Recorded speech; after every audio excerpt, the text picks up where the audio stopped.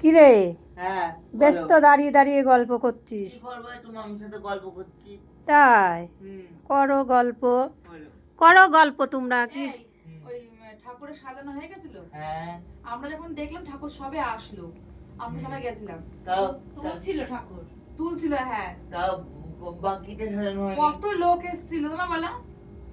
হুম, তুই তো গিয়ে তাও পুরো সাজানো পুরো দেখে দেখে আসলি। আসলি। আমরা দেখতে পাইনি। আমাদের আবার কালকে যেতে হবে ঠাকুর দেখতে। হ্যাঁ। কালকে যাবো, আবার কালকে বিকালে যাবো। কালকে কাল কি বার? বুধবার। কালকে বিকালে যাবো ঠাকুর দেখতে। এই যাও, কালকে বিকালে তোমরা যাবা?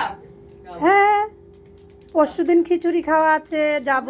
আগেরবারে খেতে যাবো। এই আগেরবারে খিচুড়ি আগেরবারে খিচুড়ি খেয়েছিলাম।